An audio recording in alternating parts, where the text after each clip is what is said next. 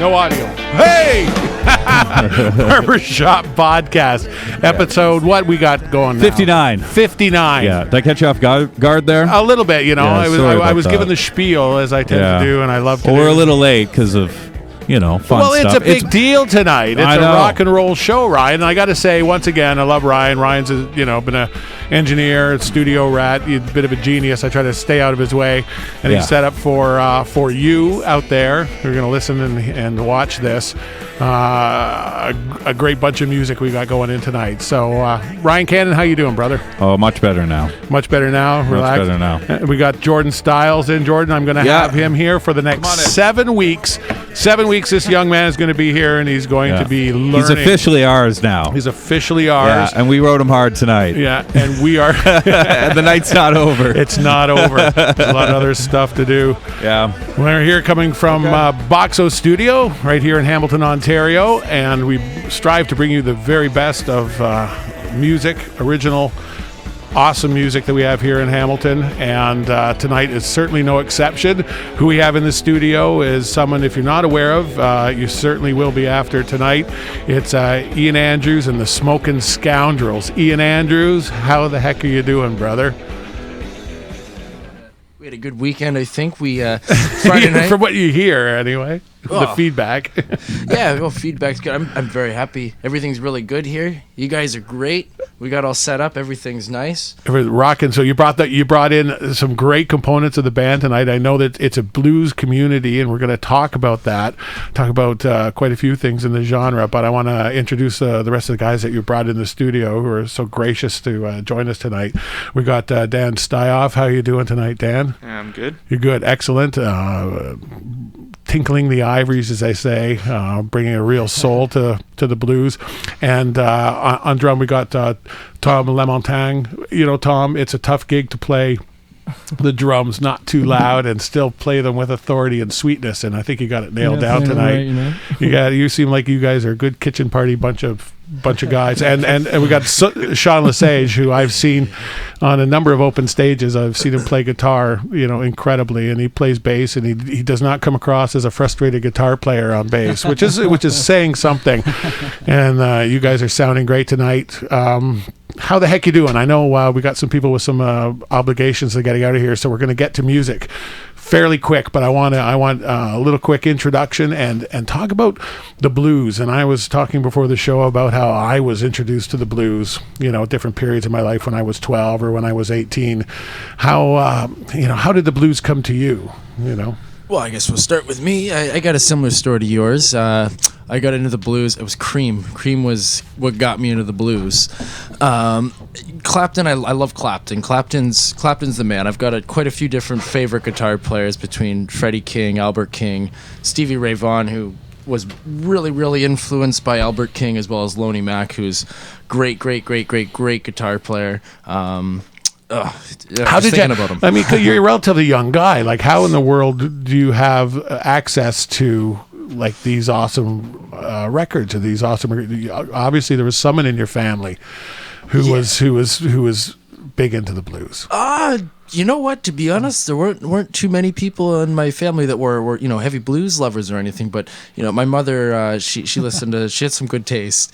I did get a lot of Shania Twain when I was younger. I'm not gonna lie there. I'm sorry, Mama, but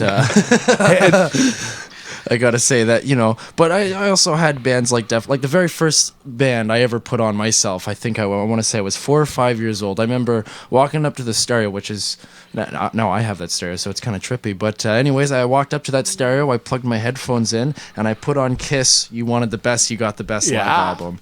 And I remember sitting there when Beth came on. I would do Air Keys, and Beth, I hear you call. Yeah, right? You were performing right off the bat. Yeah, and frankly, Kiss. And I posted this on their site the other day. We've done almost 60 shows, and even more than the Beatles, Kiss gets referenced, by bands that influenced people, young guys, to go into music. Anyway, certainly, there's a grab to it. Dan, do you got a similar? Are you just like a musician's musician who can slip into any genre, or does blues hold a special awesome spot in your heart?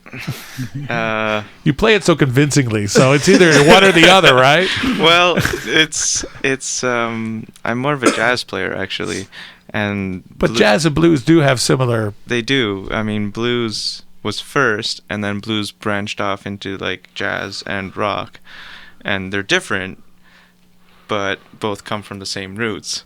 So I did my degree. I have a bachelor's and a master's in jazz, and it wasn't until I got into my master's when I got really into Oscar Peterson, and then in one of my classes, my teacher mentioned Howlin' Wolf, and the guy that does Sweet Home Chicago, his name is drawing me a blank, and that's kind of embarrassing. I don't know who didn't do Sweet Home Chicago. Robert Johnson. Johnson. The correct question is who didn't do Sweet Home. But I guess that's why you have to trace it right back to the beginning. Robert Johnson is the one. Yeah, Robert Johnson, Howlin' Wolf. I came across Mojo from Jimmy Smith, actually, and then I realized that it was Muddy Waters, and then checked out some Muddy Waters, who also, just following the rabbit hole. So there's very much a left brain, right brain kind of aspect to the blues where, it's been likened to paint by numbers, where there's a structure and yet no two will look exactly the same. It can be within the structure an incredible personal expression. When you approached it scholastically, was the blues something that maybe you didn't really appreciate until you really started looking deeper into it? The complexities that are really not self-evident right away. I'll pass, Alex. I don't know. I'm just curious. And like I say, I know. School was a blur. That's the problem. Good answer. School was a blur. I mean, it wasn't until after I was done my bachelor's when I went through my iPod or my list of music and just put together a playlist of all the blues songs I had, and just because I just loved the sound of it. And it wasn't until after school when I really started to appreciate it. Cool. Now, Tom, you're multi-instrumental, because most drummers I know are better guitar players than I am. Not some. Me. No. So you're one of these pots and pans kids. Chords, but yeah, I play all kinds of percussion. But yeah, I can only do chords. Were you a kid? Were you banging on stuff all the time? Yeah, actually, I started as a guitar player. I watched Queen live at Wembley, and I wanted to be Brian May. But it wasn't good enough, so I became Roger Taylor, which isn't bad. Yeah, he's still awesome. Yeah. Now, playing drums in the blues, there's different, knowing if it's a shuffle or knowing what type of it. Was there a specific, like a blues drummer that stuck out in your mind, or when you play the blues, having that pocket is really, really important? Mm-hmm. Do you find it comes naturally to you, or did you kind of school yourself? Well, just basically just watching guys is how I learned. I've taken lessons from like different people, like private lessons, but the guy for me is like Levon Helm from the band. Yeah. That guy's just pure pocket. And original. No one else plays like that. Yeah, just so musical, like he's not just sticking to the standard thing. Yeah. He's playing the feel, what the song is. You can't often play a melody and get a lot away with it. Like the Who, for example, I always like when I watch Keith Moon, it'd be like, he's playing the melody on the drums, and the bass is playing the lead, and the guitar player's playing the bass. You gotta like Ginger Baker though, don't you, Ginger Tom? Baker kicks ass. Yeah, Ginger Baker kicks ass like that too. My favorite drummer, if not Keith Moon. Exactly. Yeah. And Sean LeSage. Sean, I've seen you play, as I said, play guitar, and you've got incredible phrasing, and to me that speaks of a real creative ability within a timing structure. Is bass is just something you can pick up and play, or is this kind of something you really like to do? I do really like to do it. More of a recent thing when I started playing with Ian. Actually, like always had a bass around, but never got a chance to get out and play it very much. Yeah, and I love it very much. I always wanted to do it. Approach it with a certain mindset. Absolutely, it's a total different ballgame than guitar. You have to really calm down and sit back and play and hang out with Tom. Yes, the rhythm section always on the left there. Now, Ian, were you always like a songwriter? Because I want people to know this is not like a blues band, guys who just play the greats, and because blues is so constantly relevant and relatively popular, it's a good genre. If you're a good blues band, at least there's usually a gig there for you somewhere. But you write blues, you write original blues music and approach it in that vein, and there's not a lot of guys doing that, and you do it very convincingly. So is that always been part of it, or did you kind of? Yeah, I'll give you a little short kind of nutshell story, I suppose. It kind of started off playing acoustic, going out to an open mic, and I grew up in Guelph, Ontario. And I started writing songs on acoustic, and it kind of moved to different things. And, it was maybe, I want to say, a year and a half ago, just before I moved to Hamilton, was when I started moving more in the direction of real blues, not something I was calling bluesy. And you know what? I got to say, I don't know, when I moved to Hamilton, that's when things got going for me. And I just started writing more and more and more and more and more and more, and kind of more catchy things. And I branch away from the blues too. Into rock and roll and rockabilly, like, rock and roll, 50s, 60s rock and roll. And I also got a track, I'm sure a lot of you have heard my song, Handsome Devil. It's almost up 70s rock alley sort of thing.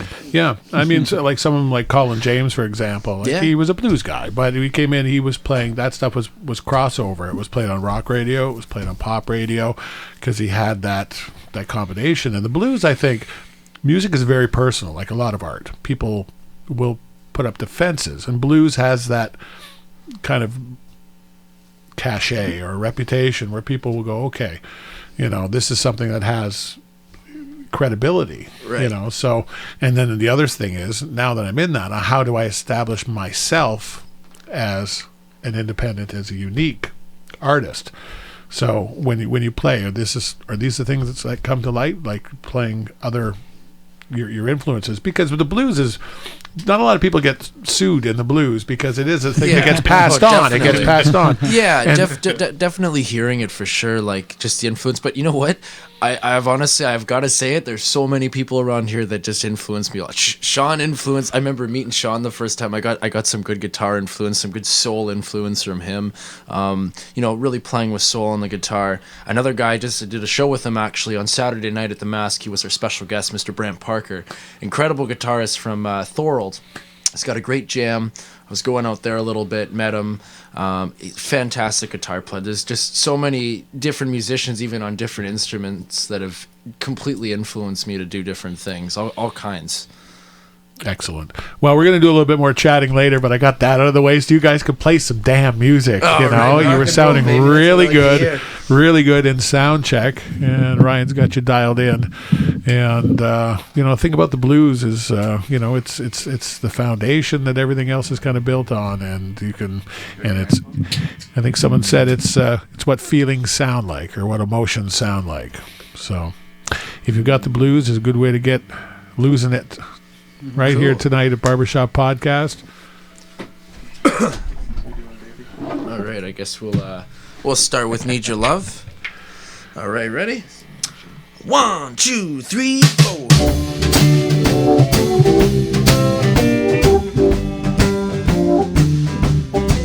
Need your love, pretty baby, like a dog needs a bone. Need your love, pretty baby, like a dog needs a bone. Well, you been give me the one around, darling, I ain't gonna run around no more. Well, are you too proud to be with a man like me?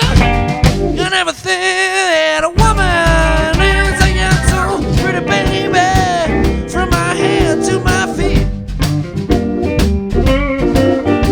I got to love you, baby, so to make your sour sweet. Well, play that there, Danny boy.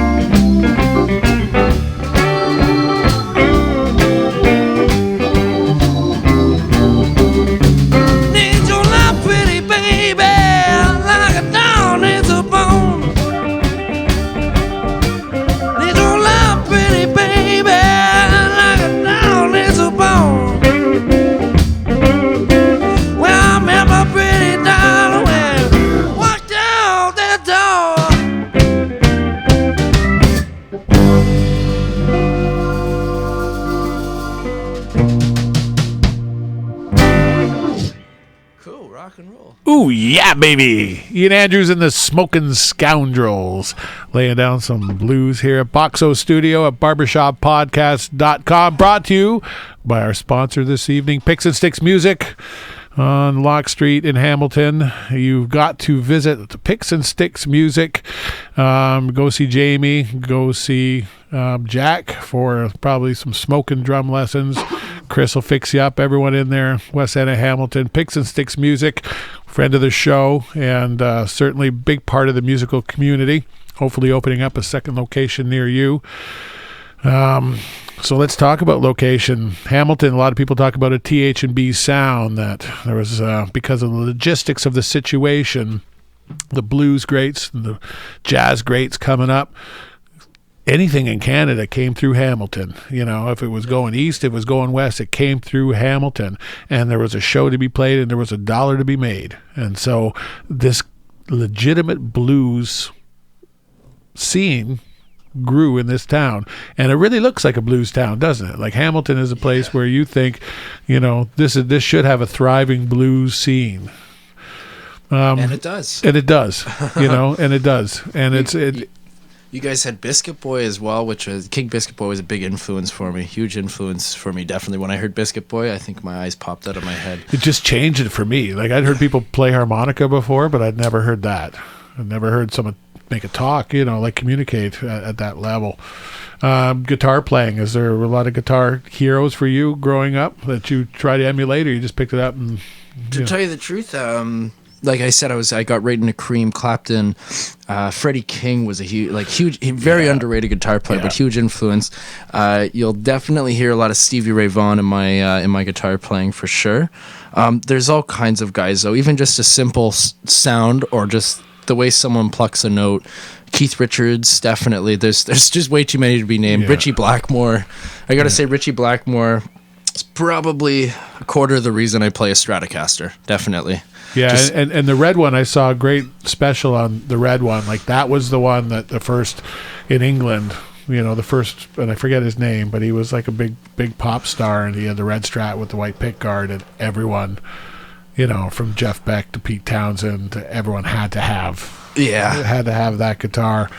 Was there a similar situation with you playing keys, or, you know, in general, did you have anyone that you emulated or you listened to and you know, knocked your socks off, or you just kind of trudged through the lessons and did your own thing? Well, I sort of trudged through the lessons because I started when I was 5, so Didn't have a say in the matter for the first part anyway. No, not really. I mean, I could have quit, but so much money invested in you. Maybe, I don't know. I remember growing up, my dad showed me a lot of some Keith Emerson and Rick Wakeman, and I still have a very vivid image of my dad's record of Rick Wakeman having a bunch of keyboards around him, and I wanted to be that. Now I don't. I'm content with my one. It's amazing, since the advent of the polysynth, what has happened in the portability and the believability of electronic keyboards. It was just the digital. Digital keyboards are so much better sounding now than when they first came out. Yeah, definitely. You can.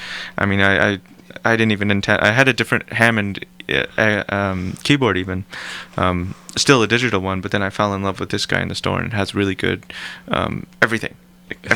Yeah, and portability is a big thing, right? Like, to be able to do what you're doing, because we say many times, it's built like a phone booth in here. You know, it looks a lot bigger when you see it on TV, but to be able to bring your gear in and to do a full band sound without having to take up 500 square feet, it's important to a musician too. Mm-hmm. I think Dan should get a truck and a B3. Personally, maybe a couple Leslie speakers. I know. Yeah, I'm not lifting that. If you want to lift it, by all means, I'll play it. Yeah, you're thinking about it. Yeah. How about you, Tom? Was there like a particular drummer that you lusted after as a young musician? Like every first hero to every drummer is like John Bonham. You know, it doesn't get much better with that. You know. Yeah. And then Keith too. Keith Moon is great. But yeah, it led me to Levon Helms playing. Like I said, it's just kind of put on a different, just put on a whole different level. You know, it's just yeah. You could have a voice. You know, on drums is a whole different thing. Like all those guys. That's what, for me, stuck out. You just have your own sound and be able to work it in a band, too. Yeah. A lot of people make that mistake that it's the drummer who holds, and although that is true and important, it's the bass player. That's his job, to keep that groove going. The drummer is very important as far as into the feel zone, right? As is the bass player, but having a boring drummer makes for I think drummer's in charge of the energy almost, and bass is groove. That's why they're hand in hand. You get a lot of newer bass players make that mistake where they're listening to the guitar player, right? They listen to the guitar instead of play with the drummer, and they're meant they're in it together, so to speak. Yeah, because the guitar player is for entertainment. He's the fun factor. He's not supposed to think. Yeah. And it's it is true. And that's what and that's what's worked. And you think the Advent, it was really only the 50s. That you had the amplification and portability of electronic music, and yet the blues, has been around forever. It's like in the most stripped down, rudimentary of forms, the blues exists, and here we are. All these years later, when you talk about the advent and the evolution of music, blues is still a legitimate form. And I'm sorry, but you can't say it quite to the same extent as you can classical or jazz or any of the other ones that have sat in there. They'll have their audience for sure. They always will be. But the blues is somehow, over all that thing, I guess it's the human aspect to it, as far as songwriting goes. Yeah. I'm going to get you to whip off another song, as I said. Okay, cool. I thought you were saying whip off. I was getting No. nervous. What are you asking me to do here, Kevin? Come on That now. is on the pay-per-view site. Okay. That is bonus. $14.99. That's right. You're going to make some money somewhere. It's merchandising, baby. Right here at barbershoppodcast.com. We got some Ian Andrews and the Smokin Scoundrels. What are you going to do for us? Well, we're going to do Don't You Bring Me Down, Woman. Don't You Bring Me Down, Woman, here at barbershoppodcast.com. All right. Ready? I was like, All right. 1, 2, 3. wait a minute.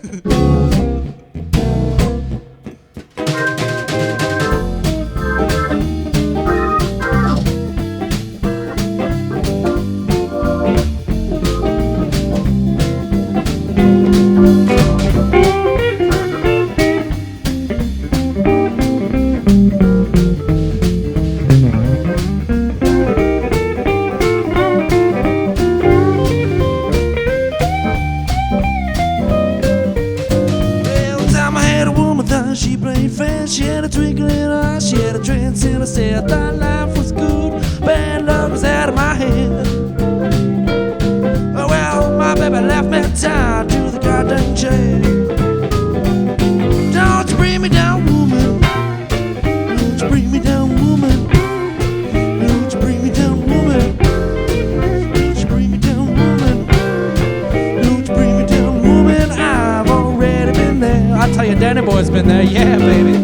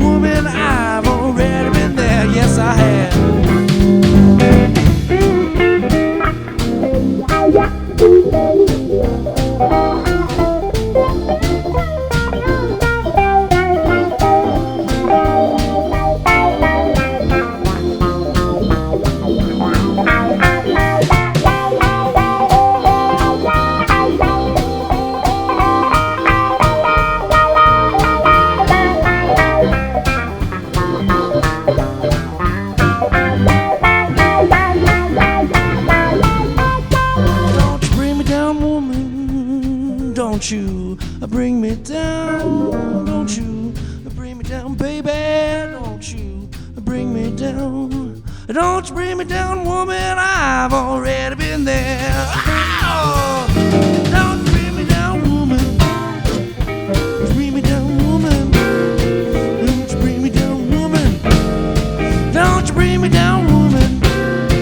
Don't you bring me down, woman, I've already been there.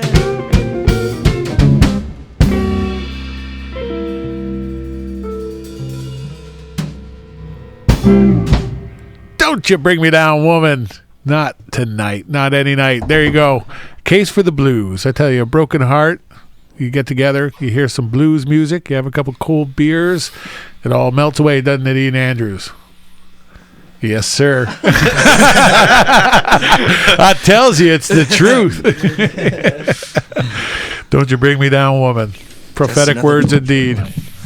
I tell you, how many therapists would not have been employed if blues music would have been Scoundrels. would have been more employed, you know. I tell you, it's the tonic for the heart and the soul.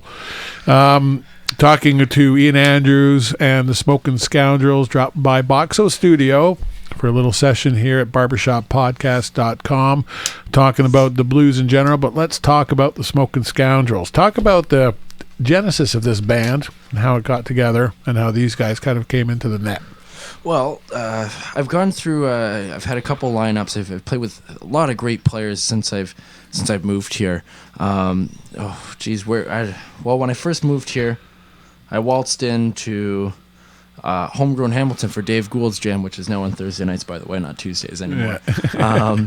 But that's where I met Sean, and I would not have played with in a band with Sean for quite some time. But I had all sorts. I played with Bucky for a little while there. Bruce Buchanan. Yes. He played with Biscuit. Also, Colin Buchanan, he's known as. Oh, we just call him Bucky. Uncle Buck. Yeah. We had, And Mr. Tim Gibbons, I'm sure he probably was someone who early on dug what you were doing, right? Yeah, I met him once outside of Homegrown. We had a very, very brief conversation. Yeah. Of course, I was telling him I liked his music a lot, and he ignored you, right? Yeah, that's Tim, right? Yeah. He was nice. But I've never really had a chance to just really speak to him again, or well, I'll tell you this much: he is the real deal blues wise in this town, and I guarantee you he knows about you. Because he's putting out some swamp blues right now, and he's still very, very much. And this is a guy who's played rock and roll and played across the board, and this is something that you gravitate to, and you guys have a nice hook on it. I want to play a live track that you guys recorded at the Bin. You got a story attached to that track? I got the story, but I was going to mention, I was mentioning people I played with. Sammy DeRosa, we called him Screaming Sammy D, Sweet Sammy D, as he goes by now, I believe. But, friend of the show, he's been in here, the 1 year anniversary show he was playing. Yeah, this video, actually, he's in this. Mr. Snowheel Slim is in this as well. This is when Ginger was doing jams at the Bin there in Binbrook. Another friend of the show. We had Andre there on the drums, and Willie Van Rocker on the keys. And it's nice, a nice little live take. Paul Prock, thank you very much for recording this. And it's great when you have people come out again with the technology. You can someone can take a half decent, nice recording of you in a club and say, this recording is going to blow you away. And I'll tell you right now, I'm going to tell you it was recorded on an iPhone, and everybody's going to go, oh. Right. Yeah. No. It's okay, sound guys. Don't worry, we got this. No, it sounds great.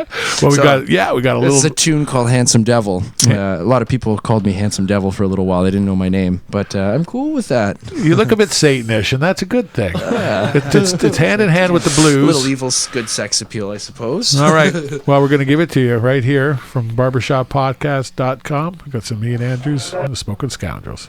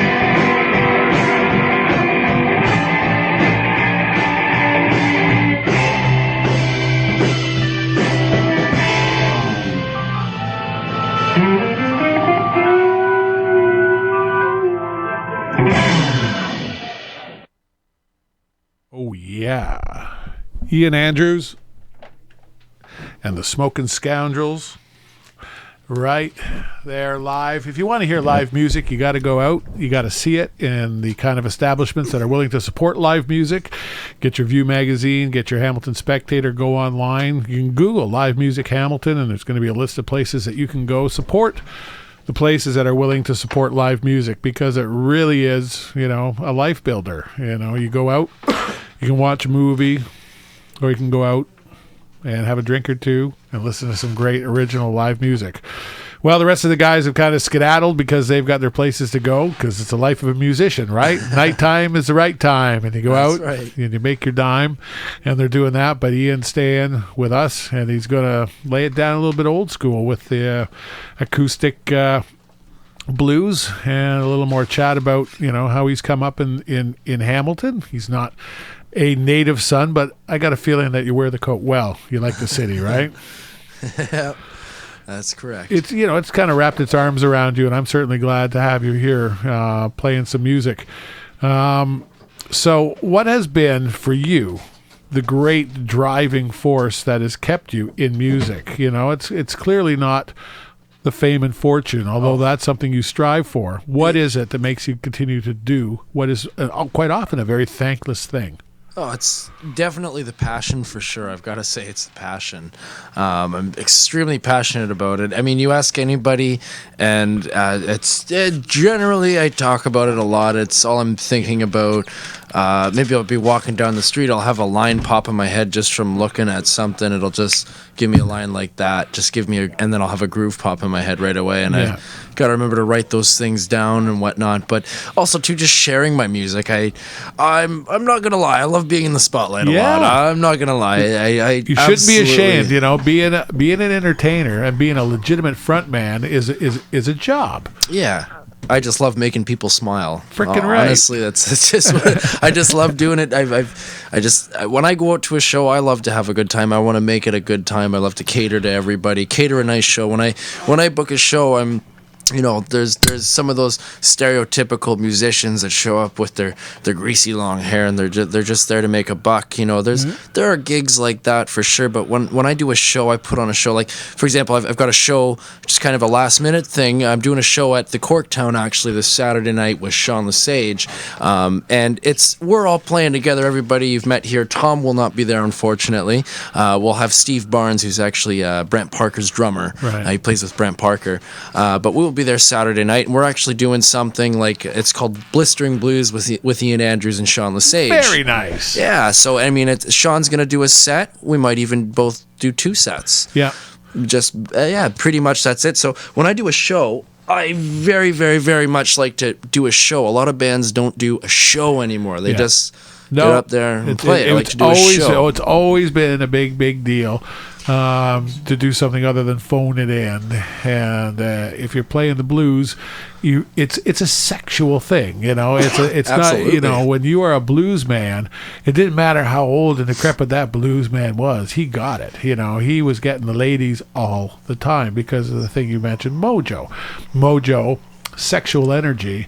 Is rampant in the blues, and in so many cases, these songs are every bit as filthy as the songs that are out today, but you had to be cute, and you didn't use those words. You used other words, which made it creative and made it funny and made the blues truly great in what it is. Yeah. Well, my mom used to tell me, it's not what you say, it's how you say it. Yes, sir. Well, I want to get you to, say a little something blues style. You got another original tune that you can whip out for us? Yeah, sure. Tune here. I'm trying to think of when I wrote this.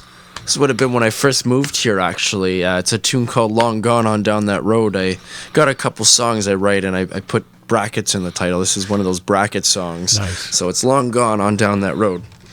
Just going to get comfy on the couch here. Make sure I'm in tune. Well, good luck with that. The guitars, it's a little bit. I did get a humidifier down here because it's kind of important. I realize this furnace with this cold snap we're having here in southern Ontario, it is colder than the Arctic Circle right now. So the furnace is running full time to keep your guitars down in the studio, and they tend to get dry. So I had the humidifier, and I'm thinking, oh boy, maybe we should tune that thing. But it's not bad. Good old Yamaha. Yeah. Sounds good to me. Yeah, that's pretty. Oh, a little flatty.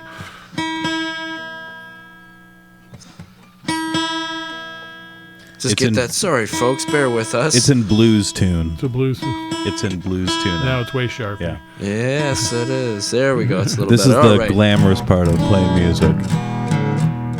But they tune because we care. Band after band has said that. We tune because we care. That extra 30 seconds is going to make a big difference at the end of the day. Yes. Yeah. All right, here we go. Long gone on down that road.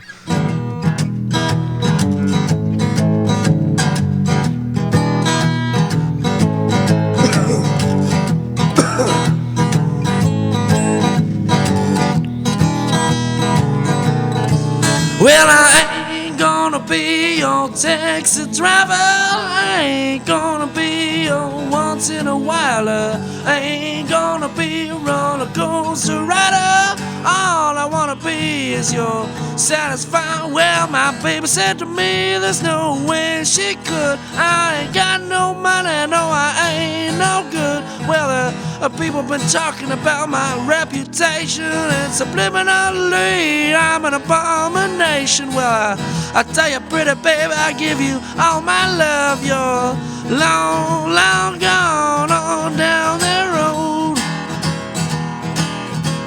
but you're long, long gone on down the road. Well, I'm walking down the street, people giving me eyes. Oh, mama, Lord knows everything was a lie. Well, a pretty baby walks up and says, reach for the sky. I'll shoot you where you stand, boy, don't you give me no lines. Well, a buddy walks up and says, you better think twice. So you're long, long gone on down that road. Oh, you're long, long gone on down that road.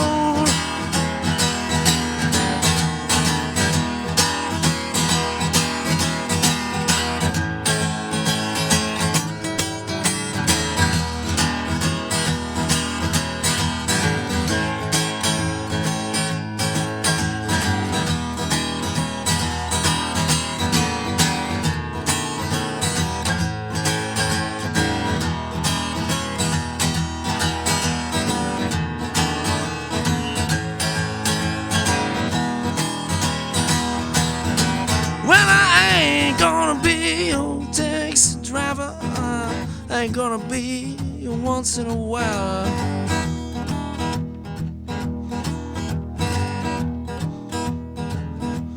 Oh, I ain't gonna be a roller coaster rider. I'll be long, long gone on down the road.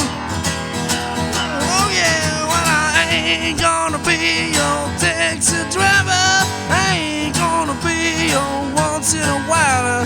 I ain't gonna be a roller coaster rider. All I wanna be is your satisfied one time, baby.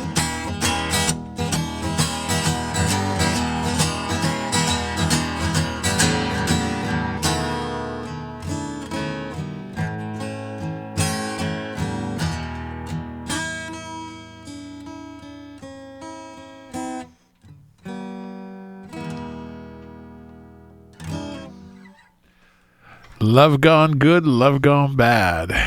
Ain't no other kind of song now, is there? Oh, that one definitely went sour. It makes for a much better blues song than I guess it would be a pop song.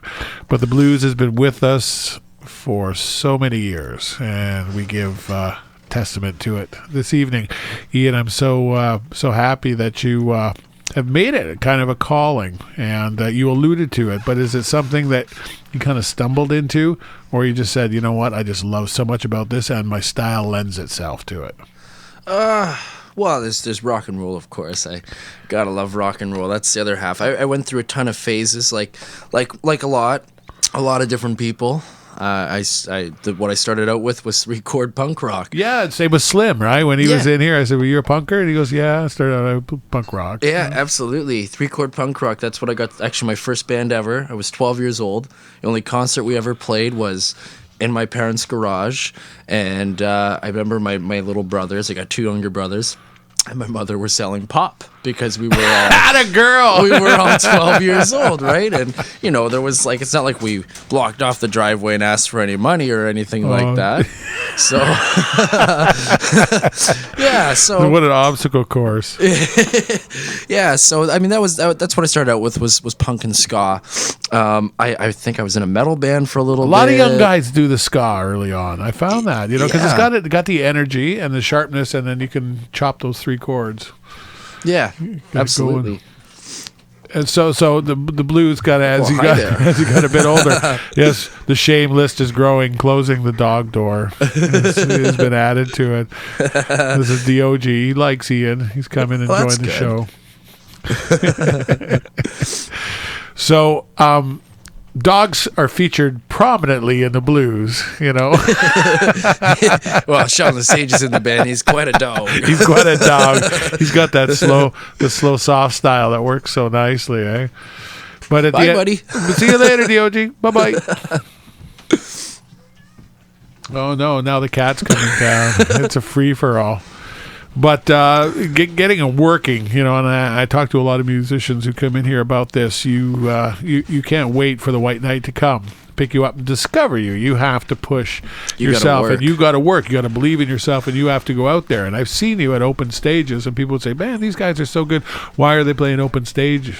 And it's obvious to me, but what's the answer? Open mics. I mean, there's a lot of different things. I mean, if you're just starting out and you like what you're doing, you want to start playing some gigs, start at the open mics. The open mics are the best. Yeah, they're absolutely the best. I mean, you meet people, you network, you get to practice all at the same time. Yeah. I don't really play at home. Open mics are kind of my not practice. Not with a sound man, at least. It's nice. You go in, a place has got a nice $10,000 PA. Absolutely. I mean, that's really where you really get to practice your vocals with the microphone, because singing with a microphone, especially at first, is a little different than singing without a microphone.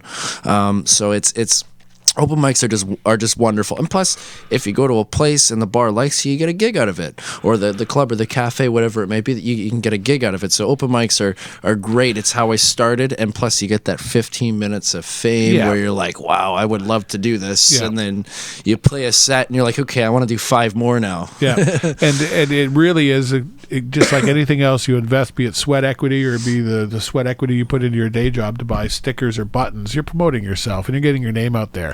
And I think it's stupid, to be shitting on open stages like some people do and say, well, I'm getting paid. It's like, well, if you've got like 6 gigs lined up, good for you, then don't go to it. But for those very reasons, that is, and also maybe exposing on a Tuesday night, someone who's sitting there who wouldn't normally go to a show on a Friday or Saturday night, and now they get the opportunity to see these musicians and see how good they are, and say, this is something I want to see. Another big thing too is you all can come see me at a show. You'll see me and Sean or whoever may be out that night if one of the guys couldn't make it. But when you go and you go out to an open mic that I'm at or something, you're going to see me play with different people. I mean, when you were there one night and you get to see me play with Dougie Smith. Sometimes he's on bass and sometimes he's on drums. Guitar album. He's great. Or I get to play with Andrew Aldridge, incredible guitar player. And you get to see us play off each other. And the song that you've played so many times suddenly sounds just a little different. Absolutely. Because it has someone's It's got a little bit of a different mojo, which is what the blues is all about. You got all these great, album after album, they've all got the same tracks on their albums, yet it sounds different because they've got a different mojo. Yeah, and you can hear it, and you can listen to a whole album of the same song and not get bored. It's not the same song. Nope. And that is truly a great generational thing about the blues. It transcends, Definitely, for me, and the blues community is thriving probably where you are, and Ian Andrews is a guy who's going to be around producing music for a while. Look for him on Facebook. We're going to have any of his links up on the Barbershop Podcast website. And speaking of Barbershop Podcast, tell your friends you enjoy this show. You know what? Share it. Share it with whatever social media site you use and say, hey, these guys are on YouTube. Subscribe to us on YouTube. Subscribe to us on iTunes. Go to our, like our page, follow our Twitter, like us on Facebook. You know, we do this because we love it for the same reason. Ryan and I are musicians. We love it. We love the music. We enjoy ourselves when we come in and do this. We put our hearts and souls into it. And when someone sits on that couch and plays music and tells their story, it's nice to get it out there. And I know we've got a really good core followers who enjoy what we do here. So tell your friends, you know, Barbershop Podcast, it's a place where you're going to see great original music. So going back to original music and having the blues too, do you find that that's nice because now not only can you fly original music, but you've got something that people aren't threatened by right off the bat? Yeah, definitely. I'm not stubborn out of, no, I'm not going to play someone else's songs. It's just, I like to play original, you know, and that's what I'm all about. I've never been into the whole cover band thing. And I've also just found writing my own songs a little easier than sitting down and learning someone else's. And they sound so much better with your voice because you're singing your song with your voice. But right? I do some covers. I mean, if I go out and play 3 sets, maybe there's 4, maybe 5 covers I'll play. I'll do Blue Suede Shoes, or Stormy Monday is a great one to play, especially if you got 2 guitar players. You can call and answer, and you know, stuff like that. Folsom Prison, that song I've played since I went to my first open mic. My very first open mic in Guelph, Ontario. It was at the Molly Bloom's. It's closed down now, unfortunately. But Kent Smith, he does an open jam at the ANAF there. If anyone's in Guelph on a Thursday night, starts at about 7:30. Great acoustic open jam, open mic, and that's where I started playing Folsom Prison blues. And I was just cowboy strumming it, and then, you know, as it went on, I started changing it a little bit. Now I've kind of got my own signature way of playing it a little bit. Cool. But yeah, I'm definitely more into the original side of things. That's kind of where I want to make it, more or less, so to speak. Well, speaking of which, I think we're going to spin another. Ryan, do you want to spin another one of those? Spin another track. Yeah, We're just a bit of back talk with this song. I actually wasn't looking at the time. My band had to take off, so that track you heard there was Diva. Yeah, that was the long one. Originally, we were going to play the short one first, and then the long one. But then we got started, and then we got chatting. Yeah. So I mean that song Diva, it's one of my favorite arrangements for sure I've written. I love that song. It's a lot of soul in it. That particular night, that was live at the Stowaway Pub down on James North. It's a nice little pub if you like video games. They got all kinds of stuff to tickle your fancy. And in that video, we had Greg Briscoe, and we had Sean LeSage was there, Tom Lamontagne, and we had Mr. Nick Mikas on the harmonica, and then, of course, myself. And the track we're going to play for you now is the one I was talking about originally. So we got Gingy and Snow. And who? Ginger. It was Ginger's open mic she was doing there at the Bin, and we had Snow Heel Slim playing the bass, another guitar player that can play that bass well, and Willie Van Rocker on the keys, Sam DeRosa on the harp, Andre Tellier on the drums, and I think that was it. Well, I got two friends who live with spitting distance from the Bin, right downtown Binbrook, Ontario. We got a live recording, and this is what you can get. This is a tiny taste of what you can get if you go out on a Monday, Tuesday, Wednesday, Thursday, Friday, Saturday, Sunday night, and here's some live music. Here's Ian Andrews at the Bin from barbershoppodcast.com.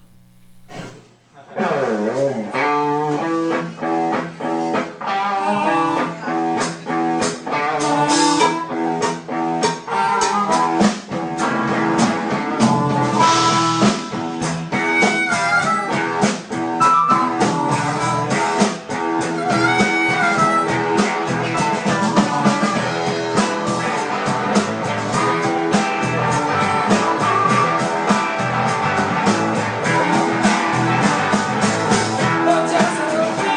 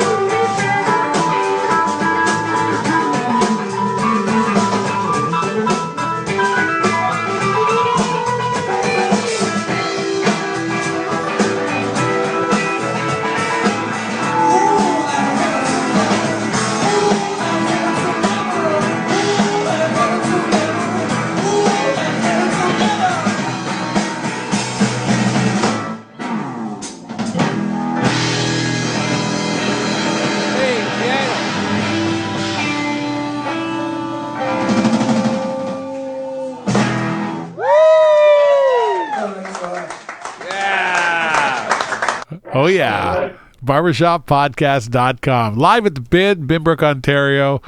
Ginger St. James, wonderful musician, and a whole crew of people. Ian up there on stage giving it his very best. And you got to say, live performance has got to be the thing that drives you every week, right? Definitely. I'm extremely hungry to play every single day. That's what I look forward to at the end of the day, is what day of the week is. Oh, it's Monday. There's nothing going. Oh, Yeah. I gotta go to Oakville. Oh, are you kidding me? So it's great. Tuesday nights are great. When Dave Gould he just moved his jams to Thursdays, Which is kind of cool because it was tough because everyone had their open stage or their jam on a Tuesday. What was nice, so, and I mean, I guess you people can call me crazy, but I would go, for 7:30 to be at Homegrown, to sign up early enough to play with Dave, and then I would whip on down. I'd run up James North there. Doing it serious. Yeah, and I'd go there. I'd talk to Lynn, maybe have a beer there, maybe 2 beers, something, and, get to play with Dougie and Andrew or, whoever's out that night. And then I usually do a little bit of a pre-sign up with the Lazy Flamingo, and I head down to the Lazy Flamingo. I usually grab a 11:30, 11:40, midnight slot. Yeah. And then I'll go there, and then I live right in the area there, so then I just get to waltz home with my guitar. Nice, and it's not by accident, right? And I always said that if you could get paid, say you're a fisherman, an avid fisherman, and you got to go and fish, and you got that thrill of fishing, and at the end of the day someone gave you a little bit of money, wouldn't that be a great life, right? So anytime it's like, I only made $50 or I made $80. It's like, well, if you don't like what you're doing, you shouldn't be doing it. But if you came out and it was just a little gig and you got to play, man, it keeps you alive, isn't it? That's why I think so many blues guys who are so old are still alive, even though they don't treat themselves so well. The music keeps them alive, right? I think B.B. King's... Is he 80 yet? I'm trying to remember. He might be 81 even. I'm trying to remember. He's getting up there. He has to sit when he plays now. Yeah. He was in the Rattle and Hum was 89, and he was like early 60s then. So I don't do math so well. He's got to be in his 80s now. Yeah. But, there is something to be said for persevering and continuing to put it out there. And some people do it just out of habit, but doing it for the passion, I mean, that comes across. And you're going to, infuse a bunch of people who otherwise maybe not be exposed to live music and the genre and such a community. You touched on that too, right? Absolutely. I like when I go back, I've been playing a lot more in Guelph recently. For anybody in the Guelph area, that neck of the woods, I'm going to be at Shakespeare Arms. It's down on Harvard Road off of Gordon Street. I'm going to be there on February 15th, and the show starts at 9.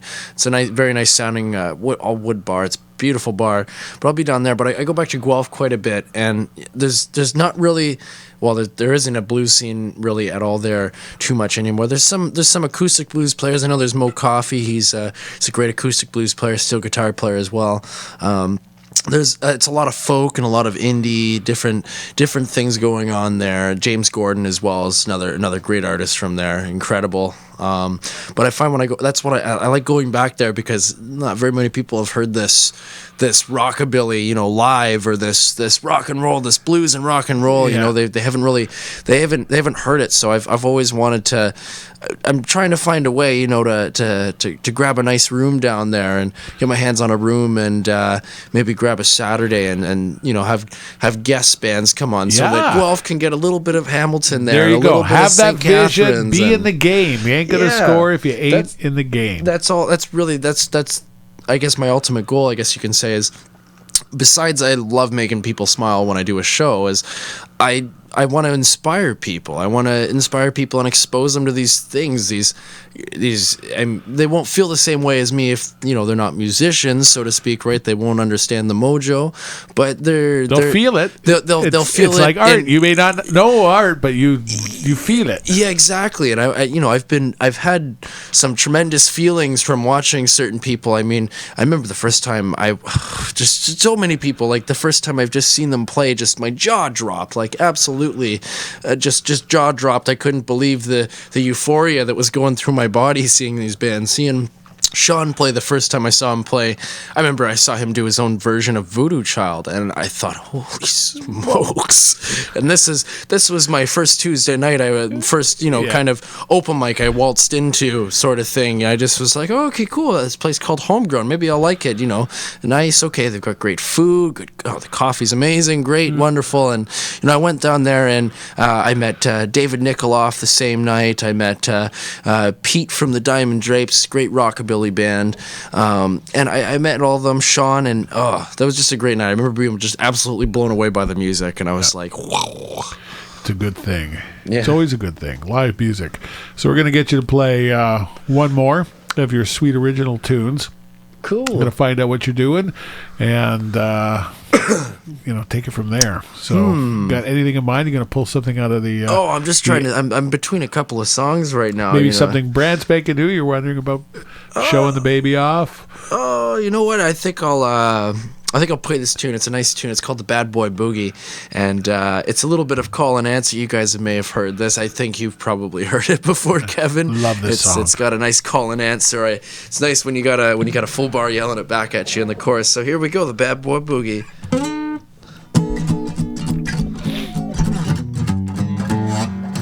Well, I've been looking for a girl like you. Oh, pretty baby, no, you got no clue. I'm crazy about you, baby. I'm crazy about you. Well, she's so heavy, she's so rock and roll. Well, my mama said, Lord, stay away. Oh, pretty baby, no, you make my day. I'm crazy about you, baby. I'm crazy about you. Well, she's so heavy, she's so rock and roll. Oh, come on, Kevin, where's the bad boy boogie? Bad boy boogie. Bad boy boogie. Oh, bad boy boogie. Bad boy boogie. Man, she's so heavy, she's so rock and roll. Oh, I believe there's a harmonica solo. Boop boo doo boop boop boop boo. Doo doo doo doo. Doo doo doo doo doo doo doo. Doo doo doo doo doo. Doo doo doo doo doo doo. Well, my mama said, Lord, stay away. Oh, pretty baby, no, you make my day. I'm crazy about you. I'm crazy about you, baby. Yeah, she's so heavy, she's so rock and roll. Oh, Kevin, it's your part. Bad boy boogie. Bad boogie. Oh, bad boy boogie. Oh, the bad boy boogie. Oh, bad boy boogie. Bad boy boogie. Bad boy boogie. Oh, the bad boy boogie. Yeah, she's so heavy, she's so rock and roll. I think it's a key solo here too. Loo doo doo doo doo doo doo. Loo loo doo doo doo. Loo doo doo doo doo doo doo doo. Loo doo doo doo. Loo doo doo. Ooh.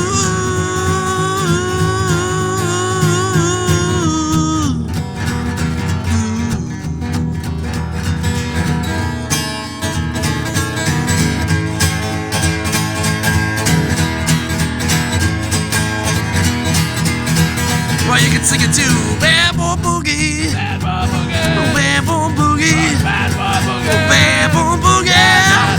Oh, bad boy boogie. Yeah, she's so heavy, she's so rock and roll.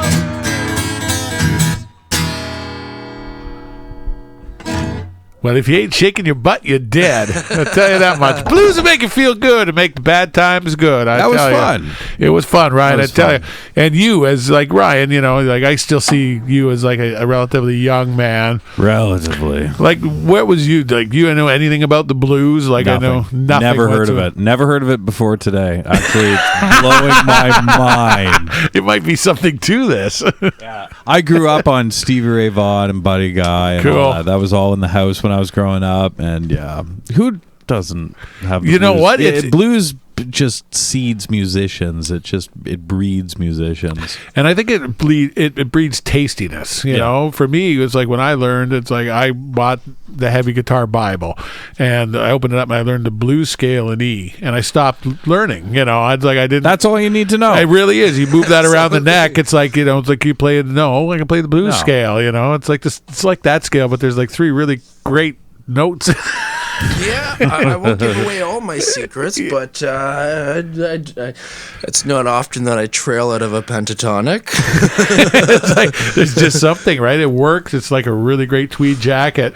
It works with so many things, and yet it's got, that little bit of the devil in it, a little bit of, hey, it's a secret. It's an industry secret. That's why I think the blues sticks around, because it has a function. Absolutely. It actually hits a part of your brain and part of your groin and a part of your heart all at the same time, and it's a physical, chemical, physiological, I guess it's physics, right, Ryan? What science would it be? It's not physics. I know that much. I know it's not physics. It's neurogenics. Did I make that word up? I don't know. Neurodynamics? I like it. Just because I work at a hospital doesn't mean I know. I clean the fucking toilets. I don't know anything about this stuff. Well, we'll ask a neurodynamics. It's neurogenics. That's what it is now. That's what I'm fucking calling it. Neurogenics. Neurogenics. You know what? That sounds very, what is it, L. Ron Hubbard-ish? L. Ron Hubbard, yeah. Neurogenics. No, we can apply for a government loan because we are a neurogenics academy here. We're promoting happy brain waves, I guess. Just give us $50,000. $50,000 and we'll make it happen for you. Well, yeah. So, anyways, the future, talk about blues as part of the past, certainly blues part of the present. What's about the future? What's the future holding for you right now? Well, I'm looking to record very soon. I'm just trying to find the right... You're prolific. You've got a lot of stuff in the bag, don't you? Yeah, I've got a lot of stuff coming up. I mean, I'll let you all know. I've got about 3 albums written right now. And I've got more material than that. I'm just currently playing stuff that would be on any of these 3 albums. Well, that's what Rick Rubin says. You get 30 songs, and you pare that down to 10 or 12, they are... There's an album. It's of all great songs. Yeah, I definitely want to do a concept album. I don't know if that'll be the first album, but I want to do a concept album.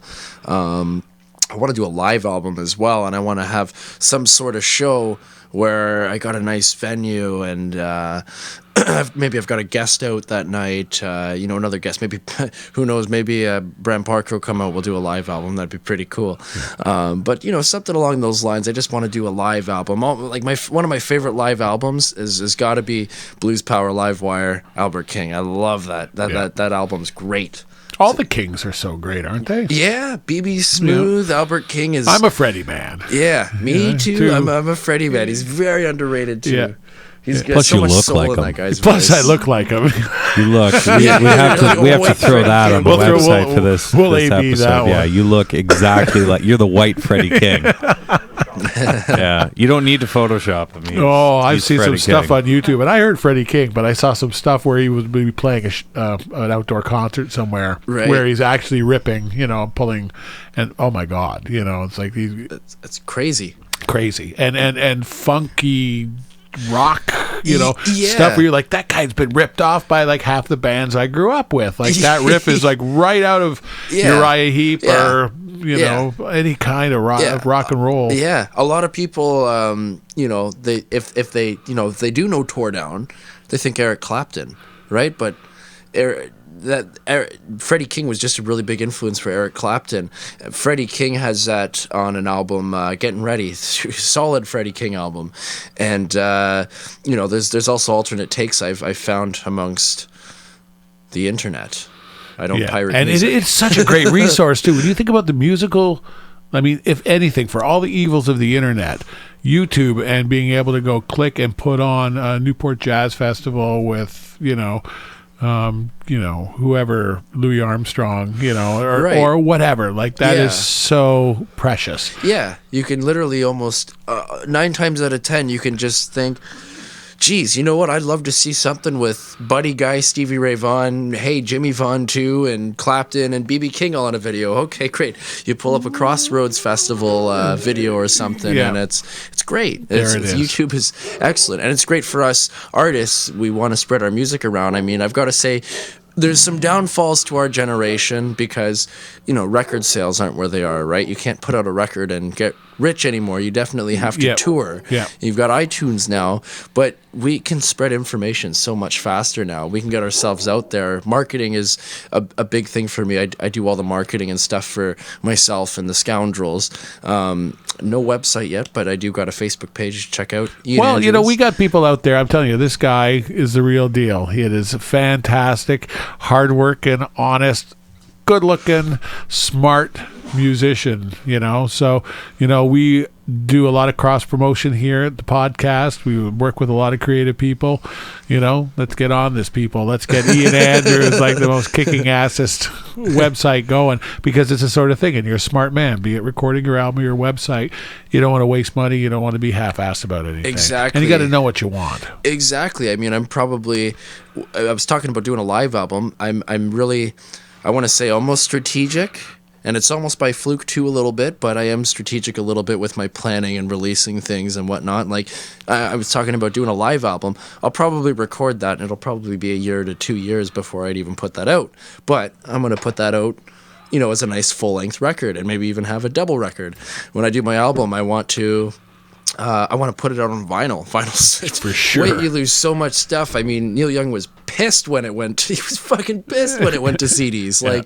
And so he's been trying. I heard rumors he's been trying to find a way to invent some way to capture that analog sound. He's got it. And they get the original master recording, and it's released to them, and they record it in 24-bit, and they've got an actual digital method now that's as good as anything out there, and his insistence that listen, I can't allow it to go one more generation where an MP3 becomes a standard reference. Right. It's really not fair. Yeah, I mean, so my plans are definitely doing with the first album. It's debut. It's got to come out with a nice bang, right? So I want to put out vinyl. But I want a nice vinyl. I don't just want a plain one. Something like, like Muddy Waters Electric Mud. It's a nice open up one. You've got a picture, and then it's got a record sleeve. Or, Jethro Tull's Thick as a Brick had newsprint in it. I got the original one. I got all the newsprint in my record, too. I love that record. It's a great record. Opens up. But, I mean, I do something like that, and I just have something really nice, collectible, piece of merch as well. It almost is. But I also have a sleeve in there with maybe a CD in it. And a CD case, of course. But not only that, I'm thinking of doing stuff where, on the vinyl, it'll be the same songs on both, but on the vinyl, it'll actually have some rare tracks or some rare takes or some alternate takes or some songs that aren't on the CD, so that it's encouraging getting a turntable and bringing that back a little bit. It's true. We've scratched, what Steve Nagus call it? Dragging a stone across a hunk of plastic.